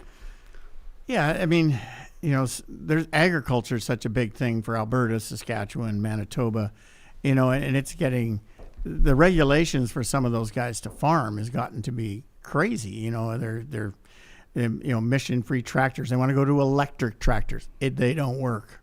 So if you feel for the cattle, the milk producers, canola, now China's decided that they don't want Canadian canola. That I don't think it has anything to do with the damn canola. It has to do with the Canadian government that's causing that problem, not the farmers. We got a fifth generation. One of our neighbors I grew up with, fifth generation dairy farmers, got out of dairy farming. Got out of it. The regulations, sold the quotas. The regulations were getting so hard to navigate. And that's the thing. When government involvement is continuously trying to regulate to make change, that comes at a cost, right? And they probably did all right selling their quota. They did do good on selling the quota. But think about it, what's in the future? I mean, you could sell your place, it's worth a lot of money, but then what are you going to do with the money if the dollar, there's... I'm going to go to Belize and buy 1,000 acres and build my dream property and never come back. That's what I'm going to do. Yeah, well, I'm sticking around to fight for the country and fight for a province. Fighting for the country. Do you want to take a position? Do you have a position on Alberta's role in Canada? I'm just curious. I always want to know where people are coming from. Yeah, I don't think it's us at the expense of others, but I think the problem is every time we have an election, we put wedge issues to try and divide people for power, and I'm just sick of it because, I drove through, like I said, I was in Ontario last week. I'm driving through. There's farmlands, there's farms, they got barns, they've got all of it there. You got Toronto, and I think what's happening is that stop dividing us. Stop calling it east-west. Right? It's west-east for this, it's east-west for that. Why are we continuously trying to punish? The province is a contributor. We're all trying to survive. We're all trying to live. We're all paying our taxes. Why are you making it more difficult for us to create wealth in our province, which therefore benefits the country? Don's in our chat. He says, take it from a mechanic, welder, fabricator. You will never be broke if you're in this line of work, if you're good. That's from Don. Is that true? That's very true. Yep. I mean, that's the reason we've been around for nearly 40 years is you got to be good, for people to come. And, you need to treat people well, and respectful. Don't cheat them. That's right. We've been hanging out here with Garrett Schmidt, and we got to give your companies a shout out here first because, I think people want to, maybe if you want to learn more and understand more about what these two do, Garrett is the founder and president of CW Industrial. We'll punch that website into the show notes so you can check him out. And Rob Reeves is the founder, president of Global Power, coming up on 40 years of business. Heck of a golfer too, Rob. It's been a while since you and I had a chance to tee it up for charity. I haven't got a lot better, let me tell you. Nor have I. You'll be happy to know me neither. I don't have 5 hours to go golfing every other day, so yeah, my golf game really sucks. Real Talk Golf Classic, June 19th. Yeah. Circle it on your calendar. We'd love to have you out there. But I have to ask you about the race car business before you go. I mean, a lot of people, your family owned and operated an institution, Castrol Raceway, for a lot of years. You got out of that business just last year, and now you're all over North America racing cars? Yeah, so we 26 years, the family, my wife Kimberly and Chevy and Colin, we built the racetrack as a family business, and for 26 years, we lived and breathed the racetrack. My Chevy, my youngest, says, well, I've never been to a lake. He's 23 years old, because our lake lot was the racetrack. We lived out there on the weekends and we were there all the time. So we decided that we need to, we sold it and to a good new owner, and he'll take it other places maybe. And we decided instead of hosting racing, we're going to go racing. So we're going to race the Street Outlaw circuit that people have probably seen on TV and stuff like that. So 13 events across North America. We're in Bakersfield, California for the first time in California next year. Wow. Next week. Yeah. And then we head out to the East Coast to Virginia, Kentucky, Ohio, Boston area, then back up to Canada. We're actually having a race here in Edmonton and Mission, BC. The Street Outlaws is here for in mid-July. Very cool, my man. So we'll be racing at home as well. So that's awesome. It's a lot of fun. It's a way, it's very intense. Yeah. That's probably the best word. Intense is a word that fits for sure. Yeah, that's awesome. Thanks to the both of you for hanging out, and I look forward to seeing you both on the 14th and 15th of May. Yeah. This is the first ever 2025 Nisku Energy Show. Calgary's always had a big one for a lot of years, but I know, Garrett, you came in here with wide eyes, pretty excited that Nisku's hosting the first one. What are you expecting to be different? I mean, it's like the eyes of the world, of the energy world. We're on Calgary for a long time. This is huge for Nisku. So, because it's the industrial area. When we had it in Calgary, we got lots of offices, and lots of the businesses, had offices in Calgary, but the boots on the ground are here in Nisku, right? The repairs, the manufacturing, a lot of that service business is here. So it's going to give the opportunity for so many people within our community to attend, and then other people to come in. And the fact that you can fly right into Edmonton and 10 minutes you're at the show, that's huge. I'm going to OTC in Houston next week. I'm telling you, it's like an hour and a half drive if I'm lucky on a beltway to get over there. Yeah. It's a nightmare. So I think logistically, this is the place to have it. And it's not I agree with Rob said. It's not just oil and gas. Nisku is manufacturing. It's agri-food services. It's industries. It's manufacturing. So you got my buddy Jeff Stewart there with the Rig Hand Distillery. They're doing big business in distilling in Nisku as well, which is cool. Best bottles there've ever been. Don't they have the big rig bottles? Those are awesome. This is the first year of the show, and I think it'll just get bigger and better. And the chamber went out and said, "Let's try this," and we jumped on board right away and said, "Okay, we're in." Well, they're not messing around. The lineup is formidable, and I think it's a great networking opportunity. And you're talking about looking for skilled trades, skilled labor, hiring up. There's a job fair there, a big part of it. People can check out yourchamber.ca. The 2025 Nisku Energy Show is being put on by the Leduc Nisku Wetaskiwin Regions Chamber. I'm proud to be hosting it. We look forward to seeing you out there at the Silent Ice Sports and Entertainment Center. What a facility. What a venue. I'm looking forward to that. It's going to be awesome. Unbelievable venue. May 14th and 15th all kicks off with the Premier's Breakfast and goes on from there. Again, that's yourchamber.ca. We've been hanging out with Garrett Schmidt of CW Industrial and of course, Rob Reeves joining us as well from Global Power. Thanks for doing this, guys. Thank you very much. Have a great weekend. Thank you, Ryan. Yep, you bet. This conversation made possible by Real Talk partners like our friends at California Closets of Canada. You can check them out online right now. Canadian owned and operated at californiaclosets.ca. California Closets can work with any budget. I know we all know that a lot of folks will look at sort of the finer things, right? Improving your space with maybe a beautiful entertainment center installation or one of those Murphy beds that can turn your home office into a guest room or maybe an entryway, a mudroom, a laundry room installation that'll make you the envy of all your friends and you go, I could never afford that. But California Closets can work with any space and any budget. Check out their website and you can learn more. There's 4 different levels, starting with practical simplicity. They'll blow your minds with the finances, the bottom line of that, still guaranteed for life, and then it moves its way up. Expanded features, elevated details, and then ultimately luxury refined. That's when they really, really shine. But you can find a fit with California Closets no matter what your budget. The consultation, you've got nothing to lose. It's free when you book it today at californiaclosets.ca. I was trying to get Rob out to our Real Talk Golf Classic. A reminder, we're 60% sold. Just about, what is it, Johnny? About 6 weeks out, I guess. Looking forward to that. Our 4th annual. Infamous will be spinning the tunes. I'll be handing out the cigars. It's going to be a great day at the Ranch Golf and Country Club. Nobody does golf tournaments better than the Ranch. If you're the individual, the team member in your company, your organization, your nonprofit, whatever it is, and you're in charge of booking the golf tournament this year, welcome to the Ranch Golf and Country Club. They've created a laid-back environment where absolutely anybody can enjoy the game of golf, and they'll get you all set up. Their team in hospitality, on the actual golf course itself, the best in the business. You can check them out online at theranchgolf.com. Are you barbecuing this weekend? You entertaining friends? You going to be gathering in the weather looks unbelievable coming up. Our friends at Friesen Brothers want to remind you that they are restoring the lost art of butchery by training a new generation of skilled butchers who are breaking whole hanging carcasses using time-honored techniques. Each piece carefully aged to bring out its best qualities.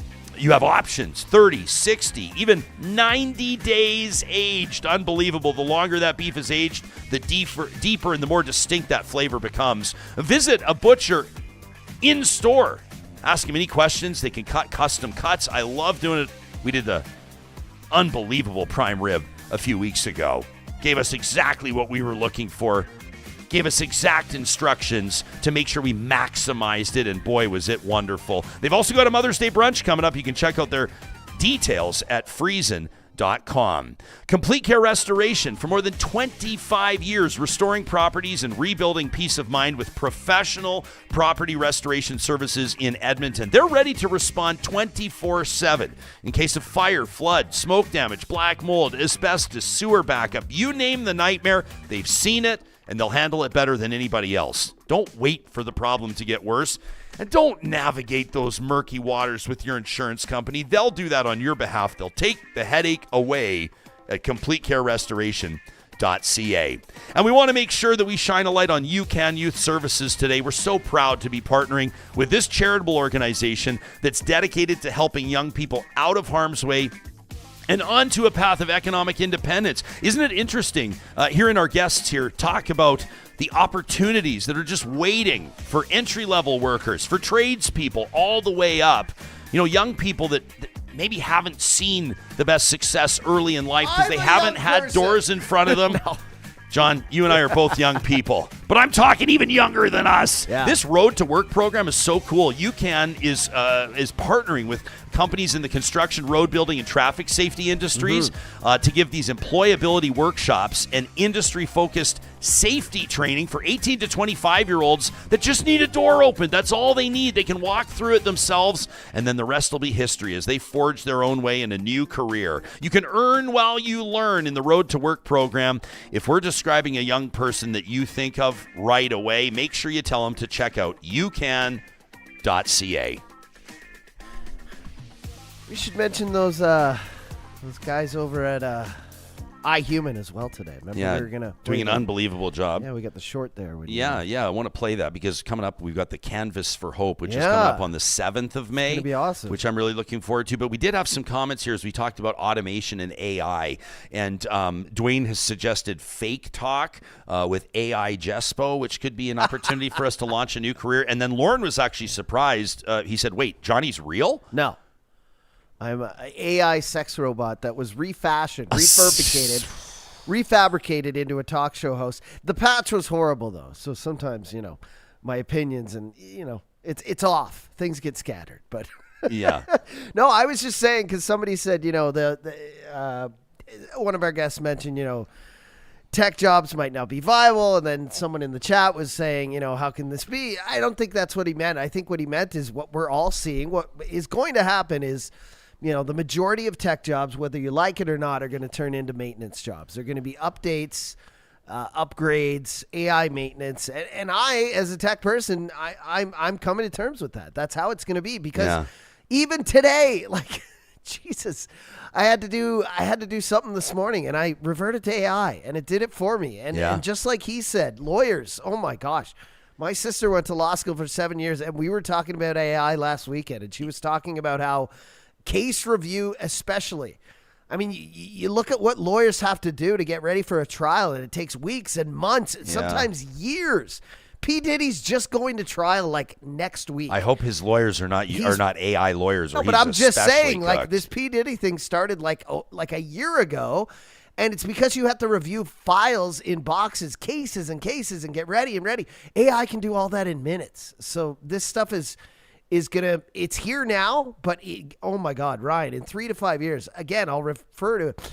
If you want to go on YouTube, the CEO of Google talked about 3 months about when the supercomputers and the super chips mix with AI, because the supercomputers, these liquid-cooled supercomputers that are going to be able to think a million times faster than the computers we use every day in our offices, when they merge with AI, oh my gosh. Yeah. That is going to be a whole world we can't even fathom. Yeah. You know what AI is not going to replace?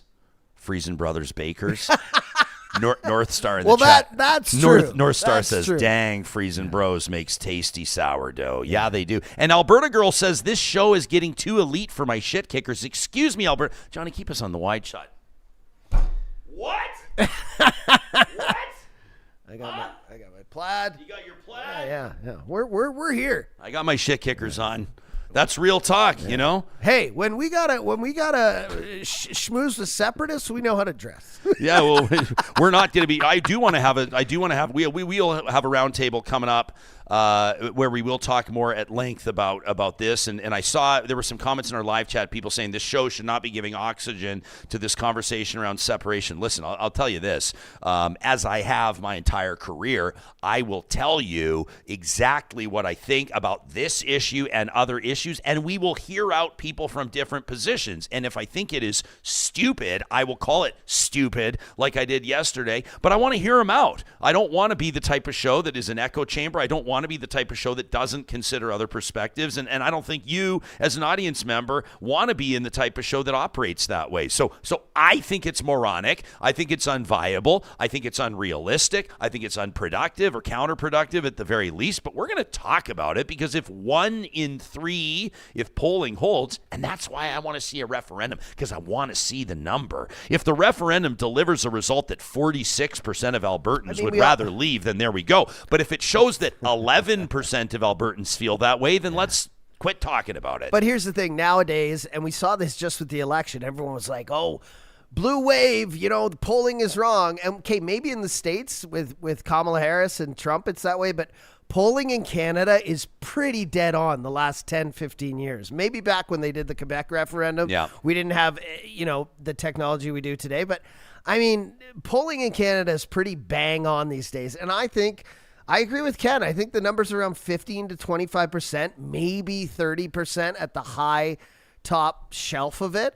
But I agree with you. Like, let's have the referendum. Let's get it out of the way. But I also know that that's not what our premier wants, because that card, keep it in the back pocket. Once the referendum's over, you can't bring up the referendum. You can't bring up Alberta wanting to have separation interest, or we need to, fight for ourselves. Well, you can always say that. But, I think that card's just always going to sit around. I don't think we're going to spend money, millions of dollars, because what does it take to put on a referendum? Well, that's why you run it with an election. So if it's an early election, so you put all the costs like in. Shannon thinks is coming, you put it on the provincial ballot. If you got an election coming anyway, fixed date, October 20th, where every Alberta municipality will vote for a new council. By the way, I was proud to host Tim Cartmel's Capital Conversation in front of almost 1,000 people at the Edmonton Convention Centre yesterday. People are starting to think now, with the federal election out of the way, people are starting to think about that municipal election and what that means in your community. We welcome your comments. But, of course, that will factor in. It'll be an interesting one.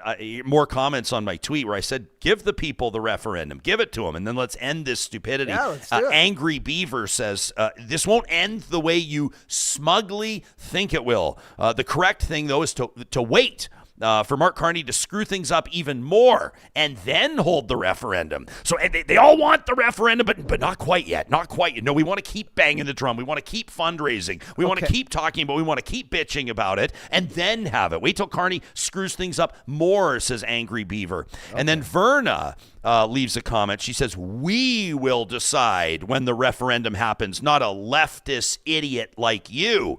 We will decide, not you, the leftist idiot. I checked out Verna's Twitter bio. She's just a grandma who loves Jesus. So thank you, Verna.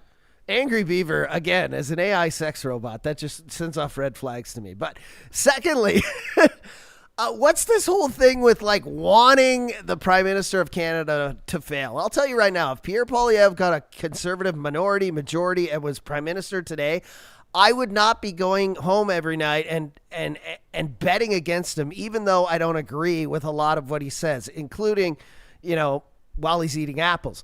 But what I will say is, wait for Carney to fail. Trump is already his best buddy. What if he's successful? Then what are you going to do? Are you still going to bitch and complain and moan when he changes things for the better? What I do every night is I go home and I go, look, the last everything since COVID has not been great. I keep going. COVID was this marker, right? December 2020.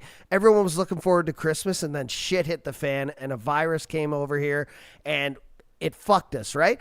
And I'm not saying that's the cause and root problem of everything, but ever since then, things have been bad. Wouldn't it be great if things were good for a change? And who gives a shit which prime minister was responsible for it, whether they were conservative or liberal or green? No, that would never happen. You know what I mean, though?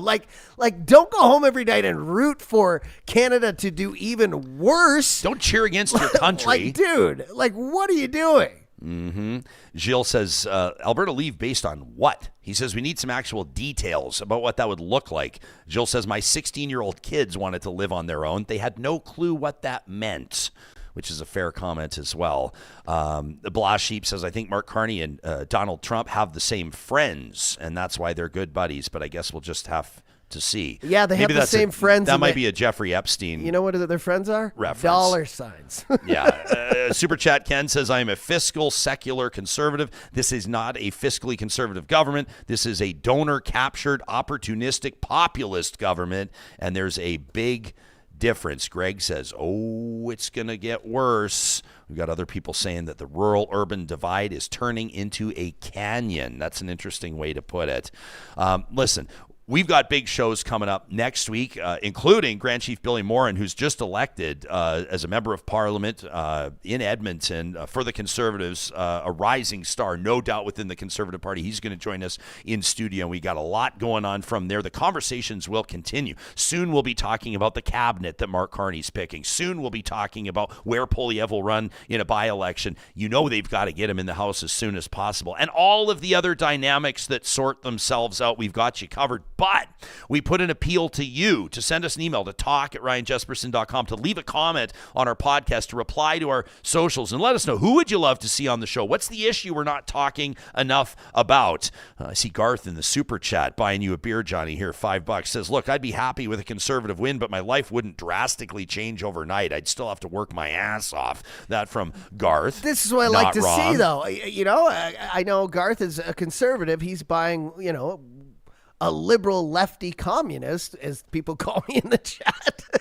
But I will admit I lean left, a beer. That's what we need to do. Heading out of this election and into the weekend after the Oilers win, we need to band together. Let's not separate. Let's get that flag made of steel. Yeah, It's never gonna have a tear in it or a rip in it or a, you know? Let's unite Canada under an Edmonton-Toronto Stanley Cup final. How and about alcohol. No, don't. Yeah. Just kidding. That's not a...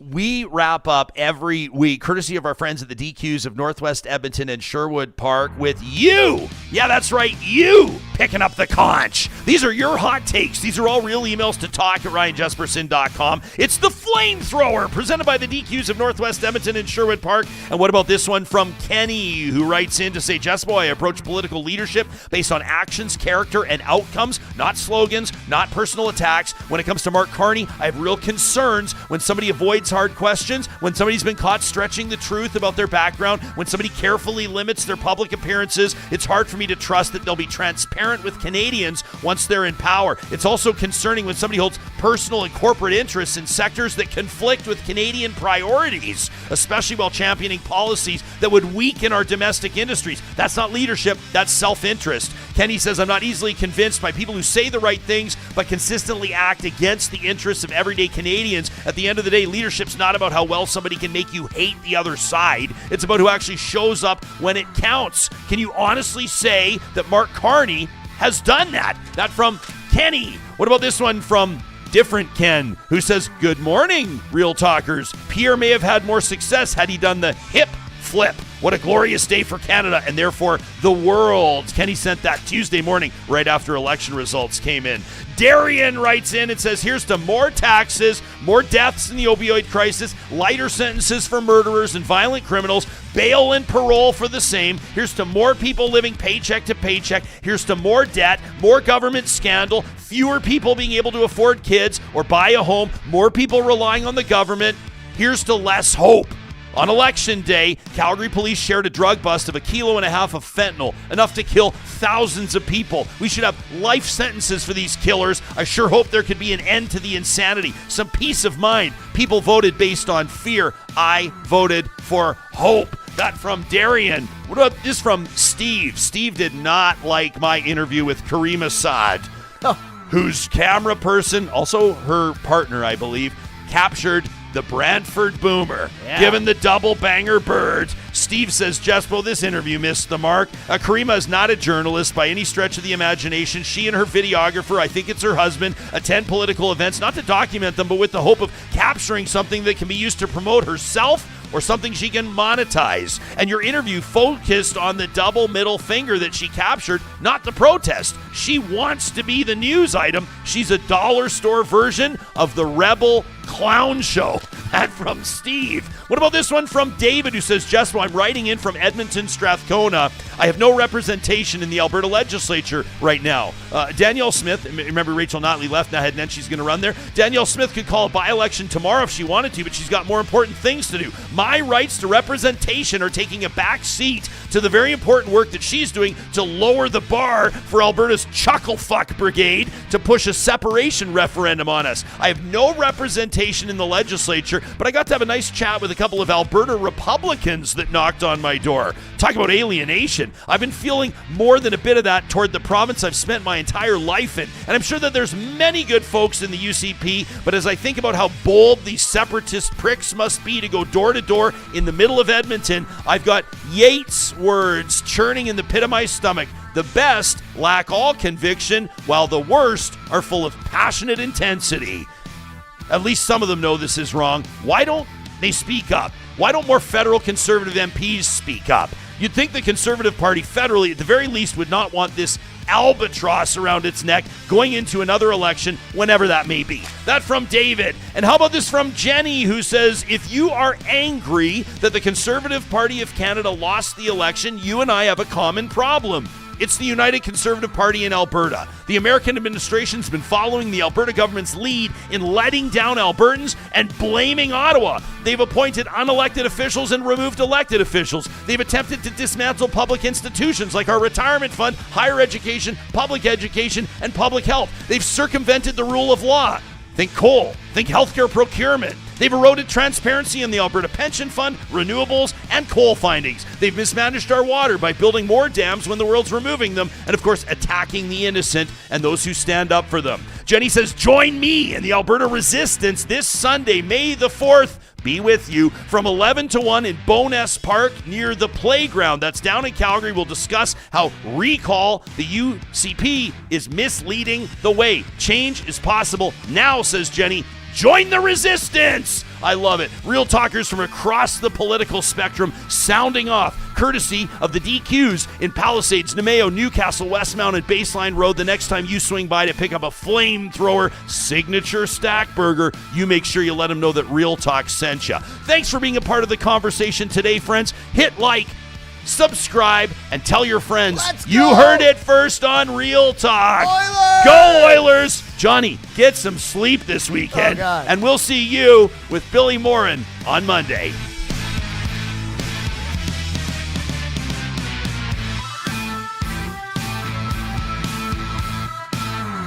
Real Talk is hosted by Ryan Jespersen, executive producer Josh Dunford, technical producer John Hicks, general manager Katie Cook-Chivers, account coordinator Lawrence Derlego, human resources Lena Shepard, website design Mike Johnston, voiceover by me, Carrie Skelton. Real Talk's editorial board is Supriya Dwivedi, Ahmed Ali, Brandy Morin, Ann Castleman, Corey Hogan, Harmon Candola, Catherine O'Neill, and Chris Henderson. Member Emerita, Julie Rohr. Real Talk is recorded in Edmonton, Alberta on Treaty 6 territory, the traditional and ancestral territory of the Cree, Dene, Blackfoot, Saulteaux, and Nakota Sioux, home to the Métis settlements and the Métis Nation of Alberta. Real Talk is a relay project. For more, check out ryanjespersen.com.